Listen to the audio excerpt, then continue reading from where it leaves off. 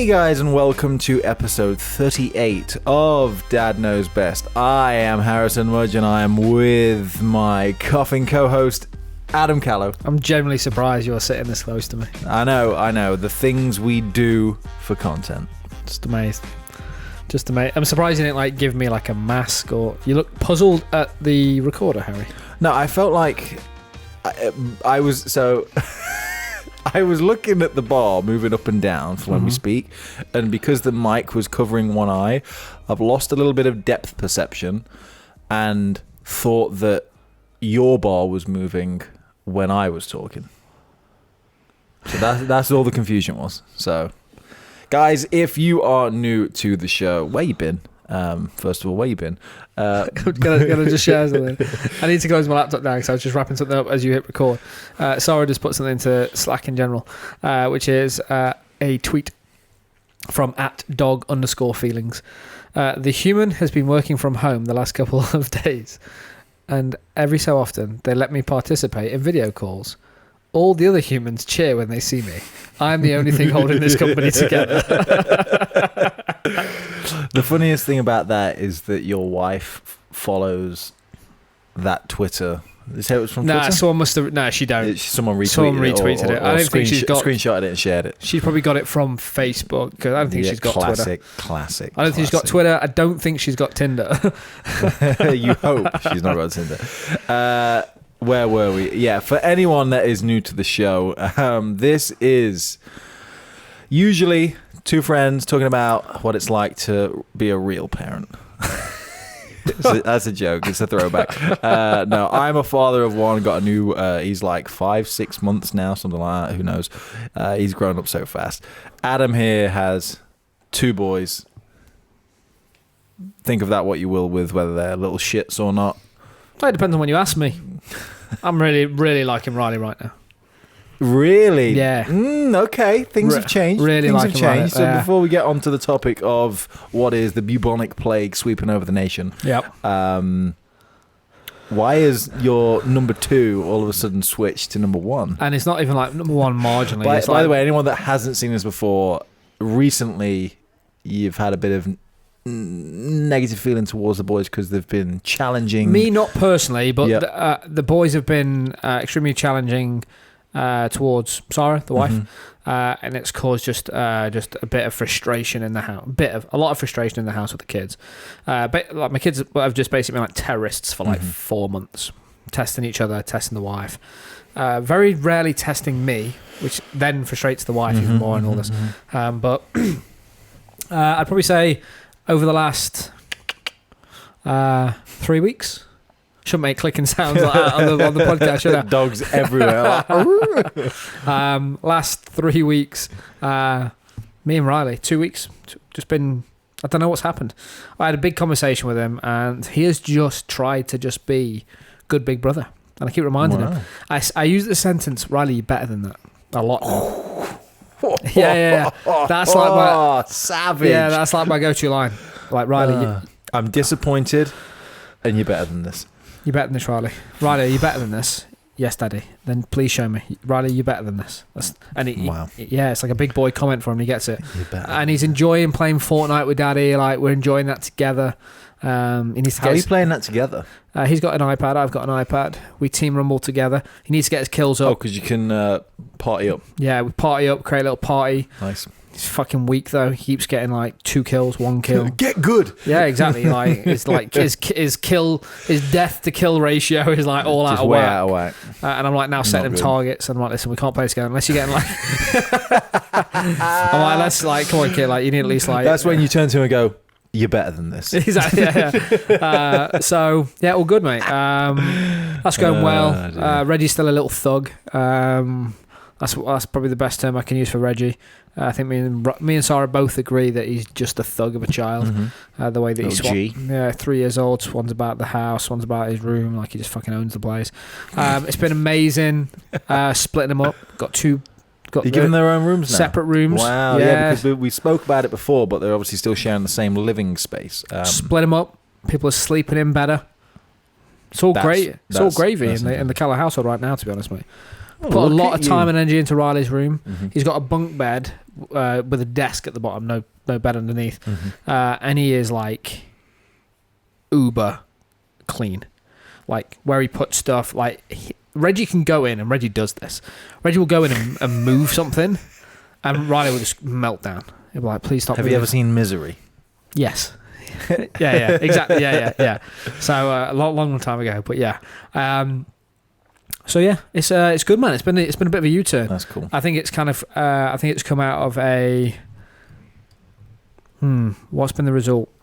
Communication with Riley, splitting the boys up, and disciplining them in different ways.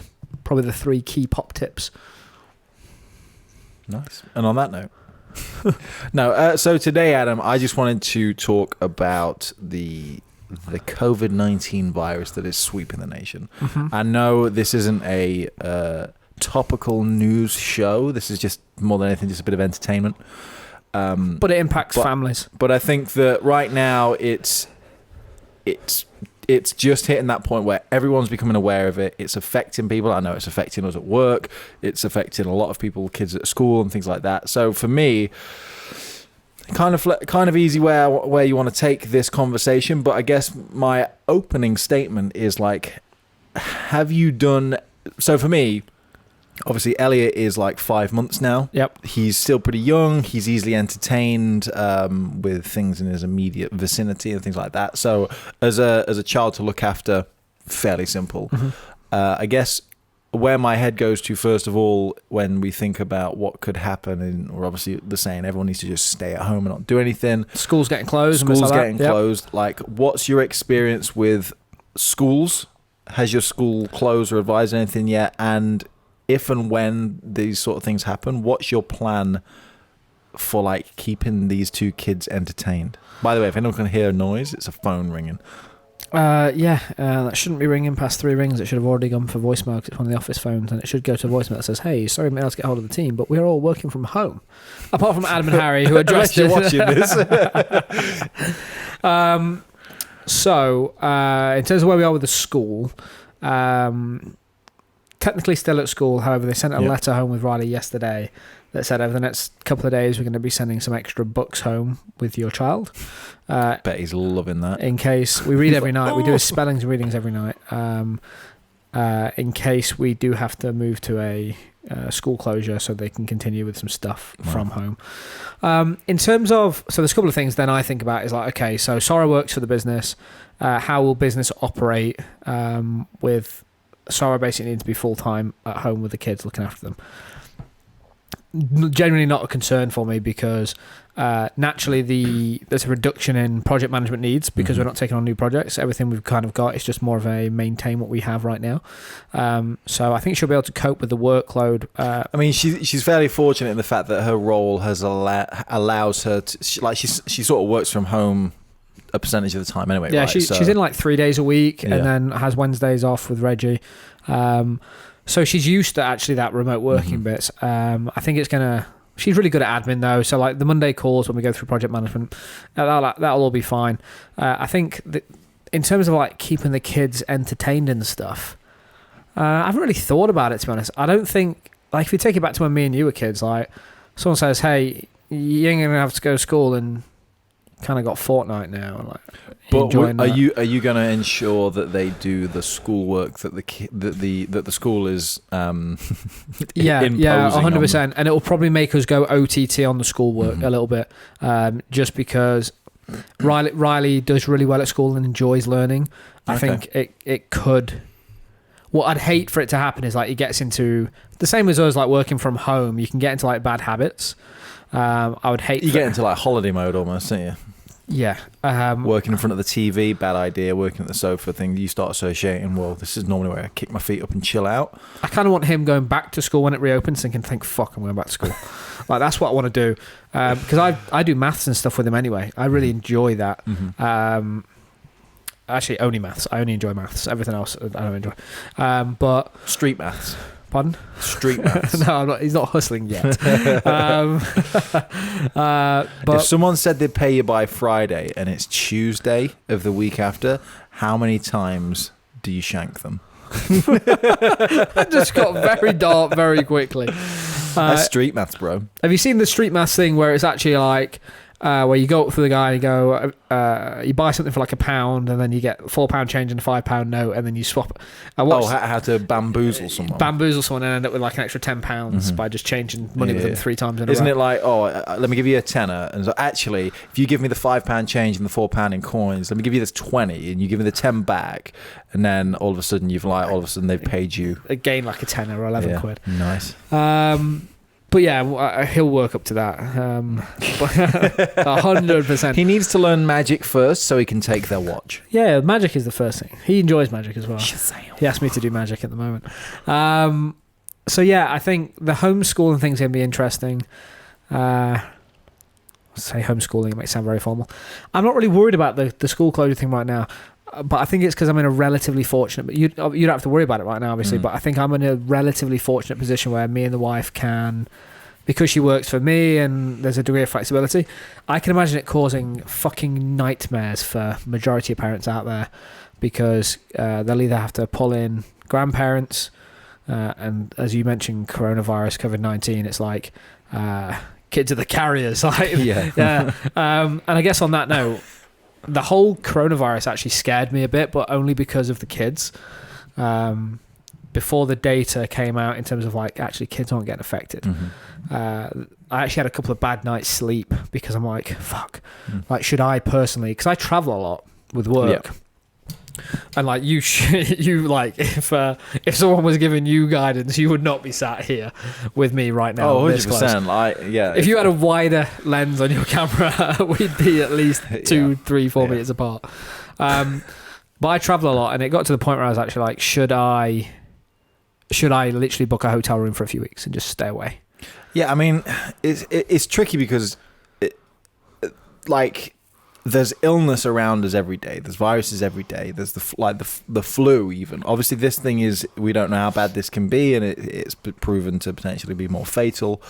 But in general, like, you're faced with general hygiene tasks and challenges every day because, like, whether there was the coronavirus knocking around or not, you traveling a lot and shaking hands with a lot of people and coming home and all that, you bring viruses in every day. But it's interesting how it's never been a consideration for, I'm assuming, but it's never really been a consideration for people before that. No. Like for my wife, she's only just become worried about me going places and bringing something back with the baby now that there's a virus that's sweeping the world. It's 100% raised everyone's awareness just on general hygiene. People now wash their hands. Yeah, but you know what I mean? It's like the knock-on effects after all this blows over. People are like the people that make the hand sanitizers. They are literally, they're going to see the biggest uplift ever because people are more aware. Do you think that if and when they go, you know what, there's a vaccine or it's on the decline, whatever the other side is. Yep. Do you think that people will continue to remain as vigilant with hygiene, or do you think that they'll just go back to their old ways? Because right now, I think that everyone's in like a panic mode, and I need to like bleach my hands and just. It's like that old analogy is like if when you're doing 90 miles an hour in a 70 and some police lights come on behind you, you go, fuck, slow down. You go, wow, I could have lost my license then or whatever. And then you say, I'm going to continue driving safely. And then all of a sudden, 3 miles down the road, you're 90 or 70 again. I actually think it's slightly different. I think the bar, people aren't going to correct and go up to here. Like we were here, we're now here. And by the way, if you're just listening to this, go and watch YouTube because my hand motions won't mean anything. So scrub through to 14 minutes. Well, I think the overall bar is raised because it's been a massive education piece for people. A couple of things like don't let China fuck with stuff. Lesson 1, like they keep doing this. And secondly, wait, what? Well, this is like the second time in my lifetime that they've done. Like SARS was their mistake. They created the fucking thing. This one is. This one's just like has been an inevitability for a long time, because where this is stemmed from was like wet markets where where literally, from my understanding, when you've got animals from quite literally everywhere, all in a confined space, maybe in separate cages, but in a confined space, coughs and sneezes spread diseases, and a barnyard barnyard full like of random animals is gonna spread it even quicker. And then you've got people that'll eat the animal that's then caught a virus. That's how this has got into China, and obviously with the dense population of China, it spreads quicker. I don't know. I feel like it's fake news. People have been predicting this for a long time. No, I've seen books of this. I've seen Why are you shouting? I'm right here. Sorry, I've seen like books of this, and I've seen that got very loud. I know, yeah. I've seen all the people in terms of like talk about like how this has happened. But it's like, end of the day, it's come from the same place SARS has. Like the density of the population, whatever. I got dragged into too many conspiracy theory debates one night with too much alcohol. Let's steer clear of the conspiracy. Oh, I fucking hate it. Don't get me wrong. Like, but I think that the main thing to focus on is just the sheer. Well, it's just everywhere, isn't it? Yeah, it is. I guess the key thing for us, especially for this show, is like there's like there's a fear for me in terms of knowing the data. The kids are okay, cool, sleep well. For me now, it's like, okay, what do I do on a day-to-day basis that allows things to keep moving forward, like in the business, and act business as normal, but while also protecting. Like my mum is like vulnerable. She's fucking old. She's not that old, but she's old. But she's classed as vulnerable, yeah. Yeah, and she's got like her lung stuff, and her partner. I'm glad you know. And her partner's got diabetes. So it's like cool. So like, there's little things like that where I'm like, when I speak to my mum in the morning and she coughs, I'm like, and it's like, have you reduced contact with her? I don't see her now. Yeah. Yeah. So like that's the weird stuff. And like Sarah's mum comes around the house, and I'm like, should she? And that's the weird thing at the moment. It's like Emmy's mum and sister are supposed to be coming up from Southampton. They're supposed to be staying in an Airbnb and stuff like that. And the Airbnb got in touch with them saying, "Oh, we're cleaning everything and we're leaving everything a week apart before we let new guests in and stuff." But me and Emmy had to have the conversation of, well, do they still come up? Like ignoring everything else for a sec. Like everything's probably going to be shut or in running skeleton crews. So there's not really a lot to do if and when they do come up. And that's like, well, do we get them to travel all this way just to sit in a room together? I'm still going out visiting people potentially for their interest. Should they stay away from me? Should I stay away from them? Should we go and see our own parents and things like that? It's just a weird distancing thing that it doesn't like. I'm not kind of afraid of it right now, just because I kind of think, well, hopefully it's kind of just going to blow over. I don't think there's anything specifically for us to like health wise. But like protocol dictates that you're not seeing your mum, but you would. How often would you normally see your mum in the same room? 4 times a week. Yeah, and it's having a weird effect at the moment where you're not necessarily bothered by it, but you're doing things that you're following the rules at the moment to make sure that you're reducing the spread of whatever. I think the biggest thing is like the economic side of this for parents listening to this. Like, I think we're just starting to see the impact. Like, I think as of like last night, like all the cinemas have closed down. Like, there's everything has moved to like skeleton crew or closing down right now. And I'm like, there must be so many people that are being impacted by forced holidays or redundancies or statutory sick pays. And I guess where I'm at right now is like everyone that I know hasn't been impacted yet. But I think I'm just very aware that stuff is about to start happening. Like I know we both listened to like the Joe Rogan thing where he's like, we're only like a couple of % into the impact that this is going to make. So as a dad, I think I slept way better when I realised kids weren't being impacted and saw the data. Yeah, I agree. Don't really know what else to think of it right now. I think it's quite scary in terms of, because you can run stories in your head of like, oh, okay, so when you all of a sudden, that guy on that podcast we listened to with Joe Rogan, he's like, well, there's 480,000 people will die in the UK. That was a stat that he gave. It's like, that's fucking mental. Like, that's mental.